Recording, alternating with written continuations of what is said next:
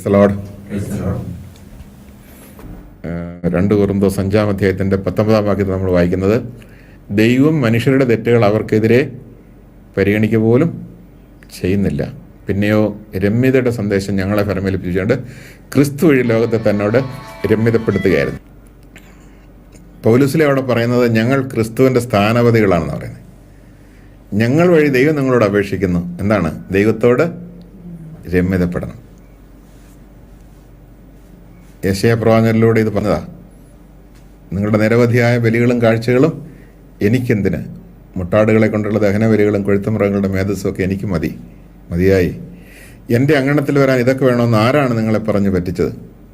ഇതൊന്നും വേണ്ട, നിങ്ങളൊന്ന് വന്നാൽ മതി. വരുവിൻ, നമുക്ക് രമ്യതപ്പെടാം. പക്ഷേ ഇത് പ്രവാചകന് പറയാനേ പറ്റുള്ളൂ. വന്നാൽ ദൈവം സ്വീകരിക്കുമെന്ന് കാണിച്ചു കൊടുക്കാൻ പറ്റുമോ? കാണിച്ചു കൊടുക്കാൻ പറ്റില്ല. അപ്പോൾ അതുകൊണ്ട് യേശു കാണിച്ചു കൊടുത്തു. കുരിശിൽ തറച്ചിട്ടാലും കുരിശിൽ തറച്ചിടുന്നവരെ ഞാൻ അനുഗ്രഹിക്കുകയുള്ളൂ, കരുണ കാണിക്കുകയുള്ളൂ, അവരെ സ്നേഹിക്കുകയുള്ളൂ, അവരുടെ പാപം അവർക്കെതിരെ പരിഗണിക്കാതെ അവരെ ആശ്വസിപ്പിക്കുകയുള്ളൂ, നീതീകരിക്കുകയുള്ളൂ എന്ന്. അതുകൊണ്ടാണ് പൗലോസ്ലീഹ പറയുന്നത്, ദൈവം നീതീകരിച്ചവരുടെ മേൽ ആർക്ക് കുറ്റം ആരോപിക്കാൻ കഴിയും? നീതീകരിക്കുന്നവൻ ദൈവമാണ്. അപ്പം നമ്മുടെ രക്ഷ എന്ന് പറയുന്നത് എൻ്റെ ദൈവം എന്നെ നീതീകരിച്ചു എന്നുള്ള എൻ്റെ ഉറപ്പാണ്, എൻ്റെ വിശ്വാസമാണ്. ഈ വിശ്വാസം എനിക്ക് എവിടെ നിന്ന് കിട്ടുന്നേ? കുരിശിൽ നിന്നല്ലാതെ വേറെ ഒരിടത്തു നിന്നും കിട്ടുകയില്ല. ചിലരൊക്കെ വിശ്വസിക്കുന്നുണ്ട്, ഒരു മല കയറി ഇറങ്ങിയെന്നാൽ എൻ്റെ പാപം ദൈവം ക്ഷമിക്കുമെന്ന്. വല്ല അടയാളമുണ്ടോ ഒരു മല കയറി ഇറങ്ങിയാൽ ദൈവം പാപം ക്ഷമിക്കുന്നുണ്ട്? ചിലർ കരുതുന്നു, ഇന്ന സ്നാനഘട്ടത്തിൽ പോയി ഒന്ന് കുളിച്ചെന്നാൽ ആ കുളിയുടെ ഫലമായിട്ട് എൻ്റെ പാപങ്ങൾ ദൈവം ക്ഷമിക്കുമെന്ന്. അവിടെ എന്ത് അടയാളമാണ് കാണാനുള്ളത് ദൈവം ക്ഷമിച്ചതിൻ്റെ? ഒന്നുമില്ല. ഒരു തീർത്ഥാടനം നടത്തി തിരിച്ചു വന്നാൽ എൻ്റെ പാപം മോചിക്കപ്പെടും, അല്ലെങ്കിൽ ദൈവം എന്നോട് ക്ഷമിക്കുമെന്ന് വിശ്വസിക്കുന്നവരുണ്ട്. ലക്ഷങ്ങൾ മുടക്കി കോടിക്കണക്കിന് ആളുകൾ തീർത്ഥാടനം നടത്തിക്കൊണ്ടിരിക്കുകയാണ് ഓരോ വർഷവും. ഗവൺമെൻറ്റുകൾ അതിനെ പ്രോത്സാഹിപ്പിച്ചു വിടുന്നുണ്ട്. കാരണം അത് ഒരു സമൂഹത്തിൻ്റെ ആവശ്യമാണ്, അവരുടെ വിശ്വാസത്തെ വിലമതിക്കുന്നതുകൊണ്ടാണ്. പക്ഷെ അങ്ങനെ തിരിച്ചു വന്നതുകൊണ്ട് പാപം ക്ഷമിച്ചു എന്നുള്ളതിന് എന്തെങ്കിലും ഒരു തെളിവുണ്ടോ? ഒരു തെളിവുമില്ല. അപ്പോൾ ഒരു തെളിവും ഇല്ലെങ്കിലും അവർക്കൊരു അന്ധമായ വിശ്വാസത്തിൽ അങ്ങനെ വിശ്വസിക്കുക.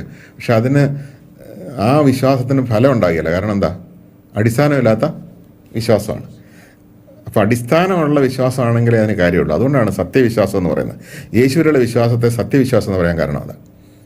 അപ്പോൾ അതുകൊണ്ട് യേശുവിൻ്റെ കുരിശുമരണത്തിലൂടെ 3 കാര്യങ്ങളാണ് നടന്നിരിക്കുന്നത്. ഒന്ന്, എൻ്റെ ദൈവം എന്നോട് ക്ഷമിച്ചു എന്നുള്ള ഉറപ്പ് എനിക്ക് കിട്ടുന്നു.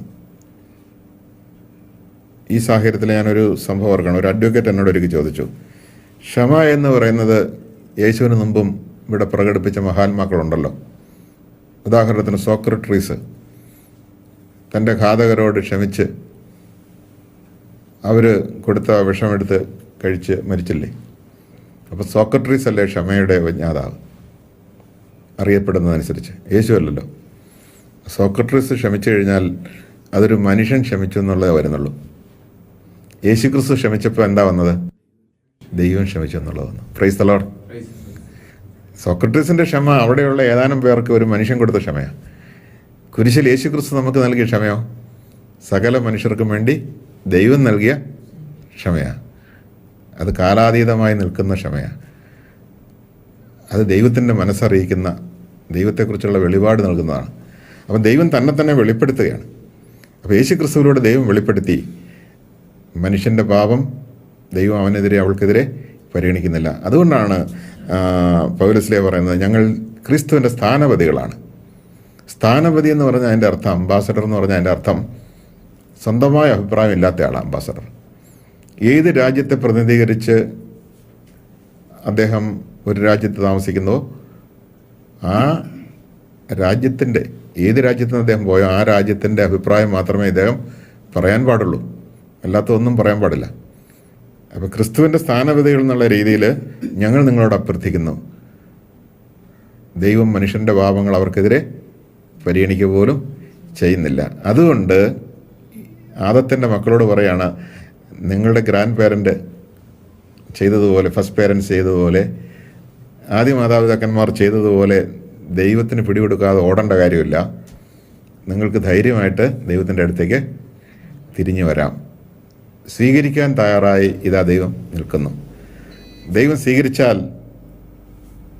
നിങ്ങളുടെ കഴിഞ്ഞ കാലത്തിൻ്റെ കുറ്റങ്ങളും പാപങ്ങളും ഒന്നും അവിടുന്ന് പരിഗണിക്കുന്നില്ല. അപ്പം നിങ്ങൾക്ക് നഷ്ടപ്പെട്ടതെല്ലാം വീണ്ടും തിരിച്ചു തരികയാണ്. അതാണ് ധൂർത്തപുത്രൻ്റെ ഉപമയിലൂടെ പറയുന്നത്. തിരിച്ചു വരുമ്പോൾ സ്വീകരിക്കുകയാണ്. സ്വീകരിക്കുന്ന ഒരു വ്യക്തിക്ക് കഴിഞ്ഞ കാലത്തെക്കുറിച്ച് ചിന്തിക്കാൻ ആവശ്യമില്ല. ഇപ്പം ധൂർത്തപുത്രൻ തിരിച്ചു വന്ന് പിതാവിൻ്റെ അടുത്ത് അകലെ വെച്ച് തന്നെ പിതാവ് അവനെ കണ്ടു. ഓടിച്ചെന്ന് കെട്ടിപ്പിടിച്ച് അവനെ ചുംബിച്ച് അവനെ ആലിംഗനം ചെയ്ത് വീട്ടിലേക്ക് കൊണ്ടുവന്ന് അവന് നഷ്ടപ്പെട്ട പുത്രത്വം തിരിച്ചു കൊടുത്തു. അതിൻ്റെ അടയാളങ്ങളെല്ലാം വളയിടിച്ചു, മോതിരണിയിച്ചു, ചെരുപ്പണിയിച്ചു, അങ്ങനെ എല്ലാ തരത്തിലും അവനെ തൻ്റെ മകനായി അംഗീകരിച്ച് മകനായി കൂടെ ഇരുത്തിയ സ്ഥിതിക്ക്, കഴിഞ്ഞ കാലങ്ങളൊന്നും അവനെതിരെ പരിഗണിക്കാത്ത സ്ഥിതിക്ക് ആ ധൂർത്തപുത്രൻ അവിടെ ഇരുന്ന് കരഞ്ഞുകൊണ്ടിരിക്കാതിരിക്കട്ടെ. പിതാവേ, ഇന്നലെ ഈ സമയത്തെ കാര്യമാണ് ഞാൻ ഓർക്കുന്നത്. ഇച്ചിരി തവിടിന് വേണ്ടി ഞാൻ അവിടെ കിടന്ന് അടിപിടി കൂടുമായിരുന്നു. പിതാവേ, പന്നി എന്നെ ഇന്നലെ എൻ്റെ പെടലിക്കിട്ട് തട്ടി. ആ പന്നിക്കുട്ടിലെ മണം ഓർക്കുമ്പോൾ എൻ്റെ പിതാവേ. ഇതൊക്കെ ഈ വിരുന്ന് മേശയിലിരിക്കുമ്പോൾ അവൻ പറയണമെന്ന് പിതാവ് ആഗ്രഹിക്കുന്നുണ്ടോ? ഒരിക്കലും ആഗ്രഹിക്കുന്നില്ല. അവൻ പഴയതെല്ലാം മറക്കണം, അതൊന്നും വേണ്ട. കഴിഞ്ഞതെല്ലാം കടന്നുപോയി. യേശുക്രിസ്തുവിൽ ആയിരിക്കുന്ന വ്യക്തി പുതിയ സൃഷ്ടിയാണ്. പഴയതെല്ലാം കടന്നുപോയി, പുതിയത് വന്നു കഴിഞ്ഞു. പത്രമാത്രം ഒരു വ്യക്തിയെ നവീകരിച്ച് പുത്തനാക്കി എടുക്കുന്ന ഒരു കാര്യമാണ് യേശു ചെയ്യുന്നത്. തൻ്റെ കുരിശിലെ ആ വലിയ ത്യാഗത്തിലൂടെ ചെയ്യുന്നതാണ്. അപ്പം അങ്ങനെയെങ്കിൽ തീർച്ചയായിട്ടും നമ്മുടെ പാപങ്ങൾ ക്ഷമിക്കപ്പെട്ടു എന്നുള്ളതിൻ്റെ ഉറപ്പ് നമുക്ക് കിട്ടുമ്പോൾ അതിൻ്റെ ഫ്രീഡം നമുക്കുണ്ട്, അതിൻ്റെ സ്വാതന്ത്ര്യമുണ്ട്. കഴിഞ്ഞ കാലത്ത് അതൊന്നും ദൈവം ഓർക്കുന്നില്ല. ദൈവം എല്ലാം കണക്കെഴുതി സൂക്ഷിക്കും എന്ന് പറഞ്ഞാലത്തെ അവസ്ഥ എന്താ? ഞാൻ ഓർക്കുന്ന ഒരിക്കലൊരു ധ്യാനഗുരു ഇങ്ങനെ പ്രസംഗിച്ചു. അദ്ദേഹം ആത്മാർത്ഥതയോടെ പ്രസംഗിച്ചതാണ്. പക്ഷേ കേട്ട വന്നിട്ടുണ്ട് ഒരു ഞെട്ടിപ്പോയി. അത് കഴിഞ്ഞ് ഒരാൾ തലകറങ്ങി വീണത് ഇദ്ദേഹം പറഞ്ഞത് കേട്ട് ഞെട്ടിയതാണെന്ന് എനിക്കറിയത്തില്ല. ഏതായാലും ധ്യാനത്തിൻ്റെ അവസാനം ഒരാൾ തലകറക്കമൊക്കെ ഉണ്ടായി, വെള്ളമൊക്കെ തെളിക്കേണ്ടത്. സംഗതി പറഞ്ഞതാണ്, അദ്ദേഹം ഒരു വലിയ ഒരു ഉന്നത സ്ഥാനത്തിരിക്കുന്ന ഒരാളെ കാണാൻ പോകുമായിരുന്നു. സമ്പന്നനായ ഒരു വ്യക്തിയെ, വലിയൊരു ഫാക്ടറിയുടെ ഉടമസ്ഥനോ മറ്റോ അങ്ങനെ ആരോ ആണ്. കാണാൻ പോകുമ്പോൾ ഇദ്ദേഹം കമൻ്റ് അടിച്ചുകൊണ്ടാണ് പോകുന്ന വഴിക്ക്, ഇത്രയും വലിയ ഗേറ്റ് എന്തിനാ? ഈ ഗേറ്റ് ഉണ്ടായിരുന്നെങ്കിൽ എനിക്കൊരു പാവപ്പെട്ട ഒരാൾക്ക് വീട് വെച്ച് കൊടുക്കാമായിരുന്നല്ലോ. പിന്നെ അങ്ങ് പോകുമ്പോൾ മതിലിനെ കുറിച്ച്, പിന്നെ അങ്ങ് പോകുമ്പോൾ വീട്ടിലേക്ക് കടന്ന് ചെല്ലുമ്പോൾ ഉണ്ടാകുന്ന മുഖ്യ കവാടത്തെക്കുറിച്ചൊക്കെ ഇങ്ങനെ പറഞ്ഞുകൊണ്ട് പോവാം. അപ്പം അവിടെ ചെന്ന് ഇദ്ദേഹത്തെ കണ്ടു കഴിഞ്ഞപ്പം, ഞാൻ അച്ഛൻ വരുന്നതിന് മുമ്പ് അച്ഛനെ കാണുന്നുണ്ടായിരുന്നു എന്ന് പറഞ്ഞിട്ട് അദ്ദേഹം ഒരു വീഡിയോ ഓൺ ചെയ്തു. കാരണം ഇദ്ദേഹം ഈ ഗേറ്റിൻ്റെ അപ്പുറം വരുന്നതുവരെ കാറ് വന്ന് ഇറങ്ങുന്ന മുതലും ഷൂട്ട് ചെയ്ത് കൊണ്ടിരിപ്പുണ്ടായിരുന്നു. അകത്ത് ക്യാമറകളുണ്ടായിരുന്നു അവിടെ ഇവിടെയൊക്കെ. അപ്പോൾ ഈ ക്യാമറ എല്ലാം ഷൂട്ട് ചെയ്യായിരുന്നു. അപ്പോൾ അദ്ദേഹം പറഞ്ഞ വാക്കുകളൊക്കെ കേൾക്കാം. അപ്പോൾ അവിടെ ചെന്ന് ഇതെല്ലാം അങ്ങ് വെച്ചു കൊടുത്തോടുകൂടി ഇദ്ദേഹത്തെ കണ്ട് ഇച്ചിരി സാമ്പത്തിക സഹായമൊക്കെ ചോദിക്കാനായിട്ട് പോയതായിരുന്നു. അതോടുകൂടി ഞെട്ടിപ്പോയി. കാരണം എന്നാ, ഇങ്ങനെ ഇദ്ദേഹത്തിനെതിരെ കമൻ്റൊക്കെ അടിച്ചാണ് അങ്ങോട്ട് കയറി ചെല്ലുന്നത്. എന്നിട്ട് അദ്ദേഹം പറഞ്ഞു, ദൈവം ഇതുപോലെയാണ്, നമ്മുടെ എല്ലാ കാര്യങ്ങളും നോട്ട് ചെയ്ത് വെച്ചിരിക്കുകയാണ്. നമ്മൾ വിധിക്ക് വേണ്ടി ചെല്ലുമ്പോൾ ഇതെല്ലാം അങ്ങോട്ടെടുത്ത് കാണിക്കുന്നതിനെല്ലാം മറുപടി പറയേണ്ടി വരും. എന്നാ മറുപടി പറയാൻ പറ്റും? അപ്പം ഞാൻ പറഞ്ഞു വരുന്നത്, ദൈവത്തിൽ നിന്ന് അകന്നു പോയവരെ ദൈവത്തെങ്കിലേക്ക് തിരികെ കൊണ്ടുവരാൻ വന്നവന് പേടിപ്പിക്കുന്ന ഒരു കാര്യം ചെയ്യൂ? ഒരിക്കലും പേടിപ്പിക്കുന്ന കാര്യം ചെയ്യാൻ പറ്റത്തില്ല. മാത്രവുമല്ല, ദൈവത്തിന് സഹജമായത് സാന്ത്വനിപ്പിക്കുക, ആശ്വസിപ്പിക്കുക, സ്നേഹം ചൊരിഞ്ഞ് ഒരാളെ സ്വന്തമാക്കുക എന്നുള്ളതാണ്. അപ്പം മനസ്സ്, ഹൃദയമൊക്കെ ദൈവത്തിൽ നിന്ന് അകന്നു പോയവരെ തിരിച്ചു കൊണ്ടുവരികയാണ്. അപ്പം തിരിച്ചു കൊണ്ടുവരുമ്പോൾ തീർച്ചയായിട്ടും പേടിപ്പിക്കുന്ന ഒരു കാര്യം പറഞ്ഞ് തിരിച്ചു കൊണ്ടുവരാൻ പറ്റിയല്ലോ.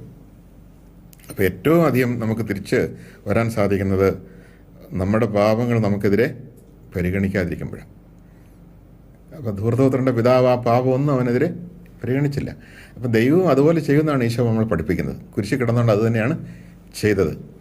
അപ്പോൾ ഏറ്റവും വലിയ ആശ്വാസവും സാന്ത്വനവും നമുക്ക് ലഭിക്കുന്നത് നമ്മുടെ കഴിഞ്ഞ കാലത്തെ സകല പാപങ്ങളും ദൈവം പുറത്ത് ക്ഷമിച്ച് നമ്മുടെ പഴയ മനുഷ്യനെ അവിടുന്ന് ഇല്ലാതാക്കി കളഞ്ഞു. ഒരു പുതിയ മനുഷ്യനാക്കി നമ്മളെ രൂപാന്തരപ്പെടുത്തി. അതാണ് നമുക്ക് ഏറ്റവും ആശ്വാസവും സാന്ത്വനവും തരുന്നത്. അപ്പം ഇത് വിശ്വസിക്കാൻ ഒരു വ്യക്തിക്ക് സാധിക്കുന്നത് യേശുവിൻ്റെ ഈ ലോക ജീവിതവും പീഡാസഹനവും കുരിശുമരണവും ഉള്ളതുകൊണ്ട് മാത്രമാണ്. Price the Lord. അതുകൊണ്ട് യേശുവാണ് ഏകരക്ഷകൻ എന്ന് പറയാൻ ഈ ഒരൊറ്റ കാരണം വളരെ ശക്തമാണ്. യേശുവാണ് ഏകരക്ഷകൻ, രക്ഷിക്കുന്നവൻ, ദൈവത്തിൽ നിന്ന് അകന്നുപോയവരെ ദൈവത്തിലേക്ക് തിരികെ കൊണ്ടിരുന്നവൻ. അപ്പം എൻ്റെ പാപം എന്ന് പറയുന്നത്, നമുക്ക് ആ പാപത്തെ കാണാം. അസത്യമാണ് എൻ്റെ പാപമെങ്കിൽ അസത്യത്തെ പരിഹരിക്കുന്നത് സത്യം കൊണ്ടാണ്. ദൈവത്തിൽ നിന്ന് അകന്നു പോയതാണ് എൻ്റെ പാപം എന്നതുകൊണ്ട് ദൈവത്തെങ്കിലേക്ക് മടക്കിക്കൊണ്ടിരുന്നതാണ് പരിഹാരം.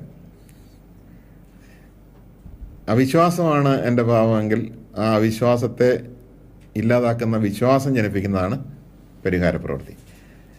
കൃപ നഷ്ടപ്പെട്ടതാണ് എൻ്റെ പാപമെങ്കിൽ യേശുവിനോട് ഐക്യപ്പെടുന്നവർക്ക് സൗജന്യമായി കൃപ കിട്ടുമ്പോഴാണ് പാപമോചനവും പാപപരിഹാരവും സംഭവിക്കുന്നത്. അതുപോലെ തന്നെ എൻ്റെ അകൃത്യങ്ങളാണ് എൻ്റെ പാപമെങ്കിൽ ആ അകൃത്യങ്ങൾ എന്തുകൊണ്ട് സംഭവിച്ചു? കൃപയില്ലാത്തതുകൊണ്ട് സംഭവിച്ചു. അങ്ങനെയാണെങ്കിൽ കൃപ കിട്ടിക്കഴിയുമ്പോൾ അകൃത്യത്തിൻ്റെ സ്ഥാനത്ത് എന്തുണ്ടാവും? സൽക്കർമ്മങ്ങൾ ഉണ്ടാകും. അപ്പോൾ അകൃത്യങ്ങൾ ചെയ്തവരെ അകൃത്യങ്ങൾ ചെയ്യാനുള്ള കഴിവില്ലാതാക്കി സൽക്കർമ്മങ്ങൾ ചെയ്യുന്നവരാക്കി യേശു മാറ്റുന്നു. അപ്പോൾ അവിടെയും യേശു പരിഹരിച്ചു. ഇനിയും പാപത്തിൻ്റെതായ സൈഡ് ഇഫക്ട്സ് ഉണ്ട്, അല്ലെങ്കിൽ ദുരന്ത ഫലങ്ങളുണ്ട്. ദുഃഖം, നിരാശ, ഭയം തുടങ്ങിയ ഒരുപാട് ദുരന്ത ഫലങ്ങൾ, മുറിവുകളുണ്ട്. നമുക്കറിയാം, പാപം മുറിവേൽപ്പിക്കും. അതിൻ്റെ വൈകല്യങ്ങൾ സ്വഭാവത്തിലുണ്ടാകും. വീണ്ടും ദൈവത്തോട് ഐക്യപ്പെടുമ്പോൾ, കൃപയിൽ നിറയുമ്പോൾ ഈ വൈകല്യങ്ങളെല്ലാം മാറി നല്ലൊരു സ്വഭാവം നമുക്ക് ഉണ്ടാകും. അങ്ങനെയും അവിടുന്ന് പാപത്തെ പരിഹരിക്കുന്നു, ഇല്ലാതാക്കുന്നു. ഈ ലോകത്തോടുള്ള നമ്മുടെ മൈത്രി ബന്ധങ്ങളെല്ലാം ഇല്ലാതാക്കി ദൈവത്തോടുള്ള വലിയ ഐക്യം നമുക്കുണ്ടാക്കുന്നു. അങ്ങനെ നമ്മളെ അവിടുന്ന് പാപപരിഹാരം ചെയ്ത് പാപമോചനം നൽകി സ്വന്തമാക്കുന്നു. അപ്പോൾ ഇതെല്ലാം യേശുവിലൂടെ മാത്രമാണ് നടന്നത്, അല്ലാതെ നടന്നിട്ടില്ല. നമ്മുടെ പാപങ്ങൾക്ക് യേശു പരിഹാരം ചെയ്തു എന്ന് പറയുമ്പോൾ, പാപം എന്ന് പറയുന്നത് ഒരു തലമുറയിൽ നിന്ന് അടുത്ത തലമുറയിലേക്കുള്ള ഒരു ഒഴുക്ക് അതിനുണ്ട്. ഒരു വ്യക്തിയിൽ നിന്ന് വേറൊരു വ്യക്തിയിലേക്ക് അത് ഒഴുകുന്നുണ്ട്. ഈ ഒഴുക്ക് ആരാണ് തടയുന്നത് എന്ന് ചോദിച്ചാൽ ആരും തടയാനില്ല. ആരും തടയാനില്ലാത്ത ഒരു സാഹചര്യത്തിലാണ് ദൈവം തന്നെ ഈ ഭൂമിയിൽ ഇറങ്ങി വന്ന് ഈ ഒഴുക്കിനെ തടയുന്നത്. എബ്രായ ലേഖനത്തിൽ 10-ാം അധ്യായത്തിൽ നമ്മൾ വായിക്കുന്നുണ്ട്, പുസ്തകത്തിൻ്റെ ആരംഭത്തിൽ എന്നെക്കുറിച്ച് എഴുതിയിരിക്കുന്നത് പോലെ അവിടുന്ന് എനിക്കൊരു ശരീരം സജ്ജമാക്കിയിരിക്കുന്നു. ആ ശരീരവുമായിട്ട് ഞാനിതാ വരുന്നു എന്ന് പറഞ്ഞ അർത്ഥം, പാപം മൂർത്തരവും പ്രാപിക്കുന്നത് ശരീരത്തിലാണ്. ദുർമോഹം ഗർഭം ധരിച്ച് പാപത്തെ പ്രസവിക്കുന്നു. അപ്പോൾ പാപം മൂർത്തരവും പ്രാപിക്കുന്നത് ശരീരത്തിലാണ്. അതിൻ്റെ ഇഫക്റ്റ് ശരീരത്തിലേക്ക് വരും.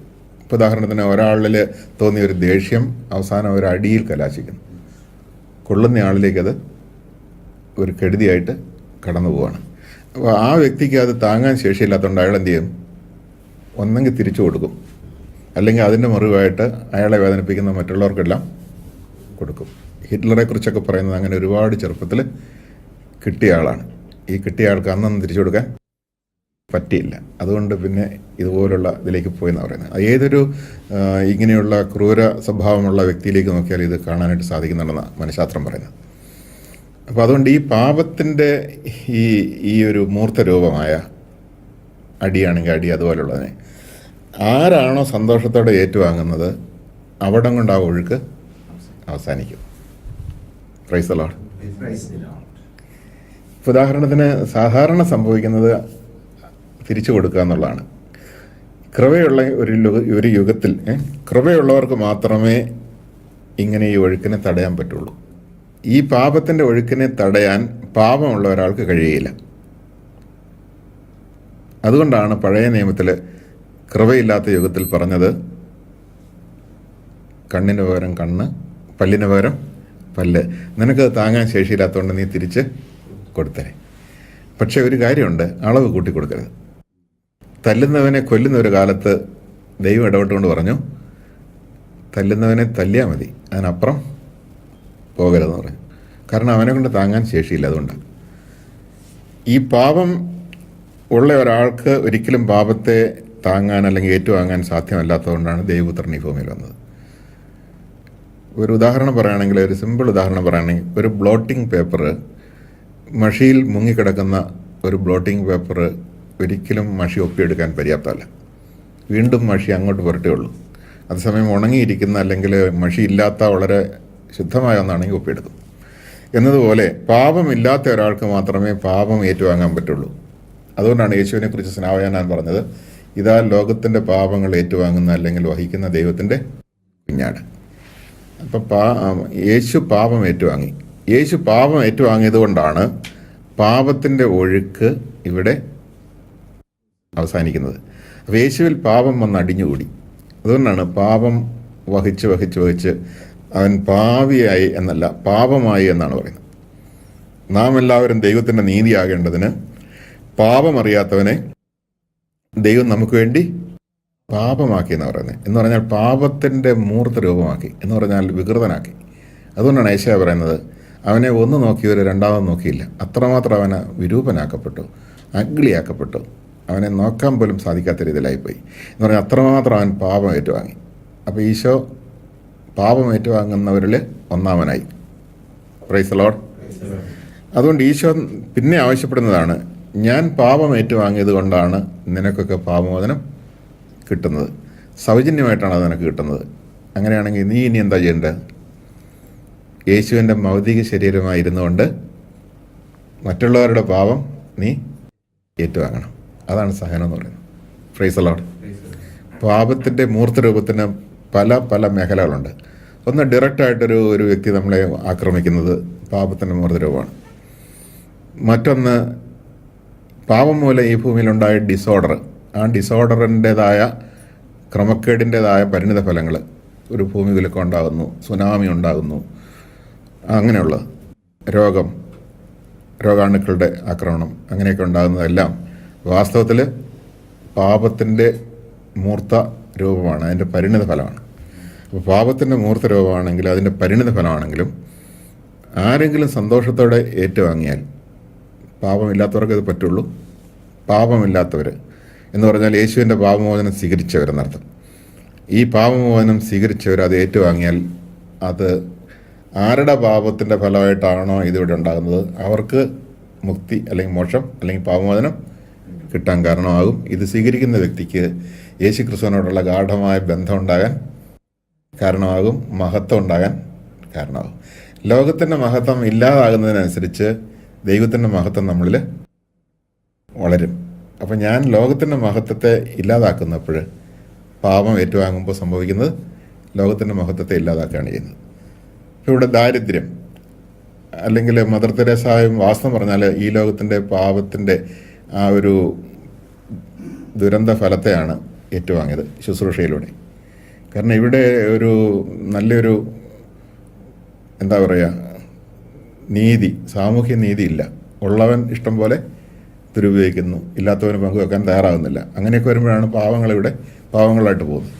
അപ്പോൾ അങ്ങനെയുള്ള ഒരു ഡിസോർഡർ ഇവിടെ ഉണ്ട്. ആ ഡിസോർഡറിനെ ഓർഡറാക്കി എടുക്കുന്നത് ഇങ്ങനെയുള്ള ഈ ശുശ്രൂഷയിലൂടെ പാപത്തിൻ്റെ പരിണിത ഫലത്തെ ഏറ്റുവാങ്ങുമ്പോഴാണ്. വേറൊരു തരത്തിലും ഇവിടെ പാപം ഭയങ്കരമായിട്ട് ഡിസോർഡർ ഉണ്ടാക്കുന്നുണ്ട്. ഉദാഹരണത്തിന് ലൈംഗിക അരാജകത്വത്തിലൂടെ ഇഷ്ടം പോലെ നടക്കുന്നവരിവിടെ ഒരു ഭയങ്കര ഡിസോർഡർ ഉണ്ടാക്കുന്നുണ്ട്. ആ ഡിസോർഡറിനെ ഓർഡറാക്കുന്നത് ബ്രഹ്മചാരികളാണ്. അതുകൊണ്ടാണ് സഭ എപ്പോഴും ബ്രഹ്മചാരികളെ അങ്ങേയറ്റം ബഹുമാനിക്കുക, അതിനെ പ്രോത്സാഹിപ്പിക്കുകയും ചെയ്യുന്നത്. അത് വൈദിക ജീവിതം, സന്യാസ ജീവിതം മാത്രമല്ല, ബ്രഹ്മചാര്യം എന്ന് പറയുന്നത് തീർച്ചയായിട്ടും വിവാഹ ജീവിതത്തിലൊക്കെ ഉള്ളതാണത്, സർട്ടൺ പീരീഡ് സമയത്തൊക്കെ ആണെങ്കിലേ. അപ്പോൾ അങ്ങനെയുള്ള ഒരു ക്രമീകൃതമായ രീതിയിൽ ദൈവത്തിൻ്റെ ക്രമത്തിന് വിധേയപ്പെട്ട് ജീവിക്കുമ്പോൾ ഈ പറയുന്ന ഡിസോർഡറിനെ ഇല്ലെന്നാക്കുന്നു. ദാരിദ്ര്യ വ്രതം എടുത്ത് ജീവിക്കുന്നവരെന്താ ചെയ്യുന്നത്? സമ്പന്നരിവിടെ ഉണ്ടാക്കിയിടുന്നൊരു ഡിസോർഡറുണ്ട്. ധൂർത്തിലൂടെയും അമിതമായ ഉപഭോഗത്തിലൂടെയും എല്ലാം ഇവിടെ ഒരു ഡിസോർഡർ ഉണ്ടാക്കുന്നുണ്ട്. ഈ ഓസോൺ പാളി പൊളിഞ്ഞു എന്ന് പറയുന്നതൊക്കെ വാസ്തവത്തിലൊരു ഡിസോർഡറാണ്. അതൊരു ധൂർത്തിൻ്റെ ഭാഗം കൂടെയാണ്, ഒരു സംശയമില്ല. അപ്പോൾ ഈ ഭൂമിയെയും ഭൂമിയുടെ നിക്ഷേപങ്ങളെയും അല്ലെങ്കിൽ ഈ എന്താ പറയുക അനന്തര തലമുറയ്ക്കും കൂടെ ഉള്ളതാണ്. എല്ലാം ആർത്തിയോടെ ഇപ്പോൾ കുത്തിമാന്തി എല്ലാം അങ്ങോട്ട് വല്ലാതെ ഉപയോഗിച്ച് കളയുകയാണ് ചെയ്യുന്നത് വാസ്തവത്തിൽ. അതെല്ലാം വാസ്തവത്തിൽ ഒരു ഡിസോർഡർ ഉണ്ടാക്കുന്നുണ്ട്. അപ്പോൾ ആ ഡിസോർഡർ ഇല്ലാതാകണമെങ്കിൽ ഇവിടെ ദാരിദ്ര്യ വ്രതം അനുസരിച്ച് ഉള്ളതുപോലും അല്ലെങ്കിൽ അനുവദനീയമായതുപോലും വേണ്ടെന്ന് വെച്ചുകൊണ്ട് ജീവിക്കുന്ന ആളുകളുണ്ടാണ്. അവിടെയൊക്കെ ഒരു ബാലൻസ് ഉണ്ടാക്കുന്നത്. അതുപോലെ അനുസരണ വ്രതം അനുസരിച്ച് ജീവിക്കുന്നവർ ഇവിടെ ഒരു ഡിസോർഡറിനെ ഓർഡറാക്കുന്നുണ്ട് അല്ലെങ്കിൽ പരിഹരിക്കുന്നുണ്ട്. എന്ന് പറഞ്ഞാൽ ഇവിടെ ആരെയും ധിക്കരിച്ച് നടക്കുന്ന ഒരു സമൂഹമുണ്ട്. അപ്പോൾ അവരൊക്കെ ഇവിടെ ഉണ്ടാക്കിയിടുന്ന ഭയങ്കര ഡിസോർഡറുണ്ട്. അതിനെ അനുസരണത്തോടു കൂടി ജീവിക്കുന്നവരെ ഓർഡറാക്കി എടുക്കുന്നുണ്ട്. അതൊക്കെ പരിഹാരമാണ്, പാപത്തിൻ്റെ പരിഹാരമാണ്. അപ്പോൾ യേശു ക്രിസ്തുവും അവിടുത്തെ സഭയും അല്ലെങ്കിൽ അവിടുത്തെ മൗദി ശരീരവും ഈ ഒരു പരിഹാര പ്രവൃത്തി ചെയ്തുകൊണ്ടിരിക്കുകയാണ്. അതുകൊണ്ടാണ് ലോകത്തിന് രക്ഷയുടെ അനുഭവം ഉണ്ടാകുന്നത്. Price the Lord. പിന്നെ ഇതുമായിട്ട് ബന്ധപ്പെട്ട മറ്റൊരു കാര്യം ഇവിടെ സൂചിപ്പിച്ച ഒരു കാര്യമുണ്ട്. അത് പഴയ തലമുറയിൽ നിന്ന് പാപം വരുന്ന കാര്യം. നമുക്ക് വളരെ വ്യക്തമായിട്ട് സഭ പഠിപ്പിക്കുന്നതും വചനത്തിൻ്റെ പിൻബലത്തോടുകൂടി പറയാൻ പറ്റുന്ന ഒരു കാര്യമാണ്. ഒരു മനുഷ്യൻ്റെ പാപം അനേകരെ പാപികളാക്കി. ഒരു മനുഷ്യൻ മൂലം പാപവും പാപത്തിൻ്റെ ശമ്പളമായ മരണവും എല്ലാവരെയും ബാധിച്ചെങ്കിൽ യേശു ക്രിസ്തു എന്ന ഒരു മനുഷ്യനിലൂടെ വന്ന കൃപ അതുപോലെ തന്നെ എല്ലാവർക്കും ബാധകമാണ്. Price the Lord. അപ്പോൾ യേശു ക്രിസ്തുവിലൂടെ ഒരു ഓർഡർ വരികയാണ്, കൃപയുടെ ഒരു ഓർഡർ വരികയാണ്. അപ്പോൾ അത് എല്ലാവരെയും ബാധിക്കുന്നു. ഉദാഹരണത്തിന് ആരൊക്കെ യേശു ക്രിസ്തുവിനോട് ഐക്യപ്പെടുന്നുവോ അവരെല്ലാം ഒരു പുതിയ കുടുംബത്തിലെ അംഗങ്ങളാകുന്നു. വിശുദ്ധരുടെ കുടുംബത്തിലേക്ക് അവർ മാറുക. ഇപ്പോൾ ഒരു പെൺകുട്ടിയെ വിവാഹം കഴിച്ച് കഴിയുമ്പോൾ അവൾ സ്വന്തം അപ്പൻ്റെ അമ്മയുടെയും കുടുംബത്തിലേതല്ലാതായിത്തീരുന്നു, ഭർത്താവിൻ്റെ കുടുംബത്തിലെ അംഗമാകുന്നു. അവളോട് ചോദിച്ചാൽ അവൾ ഭർത്താവിൻ്റെ വീട്ടുകാരെ പറയുള്ളൂ. എന്ന് പറയുന്നതിൽ യേശുക്രിസ്തുവിനോട് ഗാഠമായി ഐക്യപ്പെടുന്ന ഒരു വ്യക്തി പൂർവ്വതലമുറയിൽ നിന്ന് മാറുന്നു. ആ വ്യക്തി വിശുദ്ധരുടെ കൂട്ടായ്മയിലാകുന്നു. പുണ്യവാന്മാരുടെ കൂട്ടായ്മയിൽ നമ്മൾ വിശ്വസിക്കുന്നുണ്ട്. അപ്പം അതുകൊണ്ട് അവരുടെ പൂർവികർ ആരായിരിക്കും? പിന്നെ വിശുദ്ധരായിരിക്കും. വിശുദ്ധരുടെ ഒരു കുടുംബത്തിലേക്ക് അവർ പറിച്ച് നടപ്പെട്ടതുകൊണ്ട് അവരുടെ പൂർവികർ വിശുദ്ധരായിരിക്കും. അപ്പോൾ ആ വിശുദ്ധരിൽ നിന്ന് വരാനുള്ളത് എന്താണ്? അനുഗ്രഹം മാത്രമേ അവരിൽ നിന്ന് വരാനുള്ളൂ. അപ്പോൾ യേശുവിൽ നിന്ന് വിശുദ്ധരിലൂടെ നമ്മളിലേക്ക് കൃപ ഒഴുകുന്നുണ്ട്. ഇപ്പോൾ ഉദാഹരണത്തിന് എനിക്ക് വിശ്വാസം എവിടെ നിന്ന് കിട്ടി? എനിക്ക് മുമ്പേ വിശ്വാസം സ്വീകരിച്ചവരിൽ നിന്ന്, അല്ലേ? അവർക്ക് എവിടെ നിന്ന് കിട്ടി? അവർക്ക് മുമ്പേ സ്വീകരിച്ചവരിൽ നിന്ന്. അങ്ങനെ പോകുമ്പോൾ നമ്മൾ മാർത്തോമാ സ്ലീഹയിൽ എത്തുന്നു, പരിശുദ്ധ കന്യാമറിയത്തിലെത്തുന്നു, ഈശോയിൽ എത്തുന്നു. ഉറപ്പല്ലേ? അപ്പോൾ അങ്ങനെയാണെങ്കിൽ തീർച്ചയായിട്ടും ഈ പറയുന്ന ഒരു പൂർവ്വതലമുറ വിശുദ്ധരായതുകൊണ്ട് ആ വിശുദ്ധരിൽ നിന്ന് നമുക്ക് വരാനുള്ള അനുഗ്രഹം മാത്രമേ ഉള്ളൂ. അപ്പം നമ്മുടെ ശാരീരികത്തിൽ അല്ലെങ്കിൽ ശരീരാവസ്ഥയിൽ എന്തെങ്കിലും ഒരു കെടുതി ഉണ്ടായേക്കാം ചിലപ്പോൾ. ഉണ്ടെങ്കിൽ പോലും അത് ഈ കൃപയാൽ എന്തായിത്തീരും? അനുഗ്രഹമായിത്തീരും. അതിനെക്കുറിച്ച് ഒരിക്കലും ദുഃഖം തോന്നിയല്ല, അതിനെക്കുറിച്ചൊരു ഭാരം തോന്നിയല്ല. ആ ഒരു അംഗവൈകല്യം ഒന്നിരിക്കട്ടെ, ഈ അംഗവൈകല്യം പോലും യേശുക്രിസ്തുവിനോട് ഐക്യപ്പെട്ട് കഴിയുമ്പോൾ അനുഗ്രഹത്തിൻ്റെ വിഷയമായിട്ട് മാറും. അതിനെപ്രതി ആ വ്യക്തിക്ക് ഒരിക്കലും ദുഃഖമോ നിരാശയോ ഭയമോ വേദനയോ ഒന്നും ഉണ്ടാകില്ല. നമ്മുടെ പ്രശ്നം ഇപ്പോൾ ഒരു വ്യക്തിയുടെ പ്രശ്നം അംഗവൈകല്യമല്ല അല്ലെങ്കിൽ ദാരിദ്ര്യമല്ല. ഈ ദാരിദ്ര്യം അല്ലെങ്കിൽ അംഗവൈകല്യം ദുഃഖത്തിന് കാരണമായി തീരുന്നുള്ള, അത് സന്തോഷത്തിന് കാരണമായി തീരുവാണെങ്കിൽ അത് പ്രശ്നമാകുമോ? ഇല്ലല്ലോ. ഞാൻ കോട്ടയിൽ ആദ്യകാലത്ത് വചനോത്സവത്തിൻ്റെ ചീഫ് എഡിറ്റർ എന്നുള്ള രീതിയിൽ ഫൗണ്ടർ എഡിറ്ററായിട്ട് ജോലി ചെയ്യുന്ന ആദ്യകാലങ്ങളിൽ അവിടെ ഒരു ജോസ് എന്ന് പറയുന്ന ഒരാൾ അവിടെ ഇടയ്ക്കിടയ്ക്ക് വരുമായിരുന്നു, അന്ധനായൊരു ജോസ്. അപ്പോൾ ഈ വളരെ വിഷാദത്തോടെയാണ് അദ്ദേഹം എപ്പോഴും കാണപ്പെട്ടത്. അപ്പം ഞാൻ ഒരു ദിവസം ഇദ്ദേഹത്തോടൊന്ന് സംസാരിക്കണമെന്ന് വിചാരിച്ച് ഞാനിങ്ങനെ പലപ്പോഴും ഒന്ന് നോക്കിയിട്ടുണ്ട്. പക്ഷേ അടുക്കാൻ തോന്നുന്നില്ല. കാരണം അത്രമാത്രം ദുഃഖിതനും ആരെയും സ്വീകരിക്കാനുള്ള ഒരു മൂടില്ലാതിരിക്കുന്ന ഒരാളെ എങ്ങനെ നമ്മൾ സമീപിക്കുന്നത്, ഒരു അന്ധനെ. ഞാൻ ഒരു ദിവസം നോക്കുമ്പോൾ ഇയാൾ സന്തോഷത്തോടെ പാട്ടൊക്കെ പാടി ഇങ്ങനെ ഇരിക്കുക. അന്ന് ഞാൻ ചെന്ന മറ്റൊന്നുമല്ല, വചനോത്സവത്തിലേക്ക് ഒരു ആർട്ടിക്കിൾ എങ്ങനെയെങ്കിലും ഉണ്ടാക്കിയെടുക്കാൻ വേണ്ടിയാണ് നമ്മൾ ചെല്ലുന്നത്. ചെന്നപ്പം ഞാൻ ചോദിച്ചു, ജോസെ ഇന്ന് വലിയ സന്തോഷമാണല്ലോ, എന്താ വിഷയം? അല്ല, പനക്കിലച്ചൻ എന്ന് പ്രസംഗിച്ചപ്പം എന്നെക്കുറിച്ച് പ്രസംഗിച്ചു. ഓ, നിന്നെക്കുറിച്ച് പ്രസംഗിച്ചു, എന്താ വിഷയം? അല്ല, എന്നെക്കുറിച്ചെന്ന് പറഞ്ഞാൽ ഒരു അന്ധനെക്കുറിച്ച് പ്രസംഗിച്ചു. അപ്പം എന്തായിരുന്നത്? അപ്പോൾ അദ്ദേഹം പറഞ്ഞു വന്നതാണ്, ഒരു അന്ധൻ വാസ്തവത്തിൽ ദൈവചിന്ത നമ്മൾ ഉണർത്തുന്നുണ്ടെന്ന് പനക്കിലച്ചൻ ഏതോ ഒരു പ്രസംഗത്തിൽ പറഞ്ഞു. അതിവൻ കേട്ടിരിക്കുക.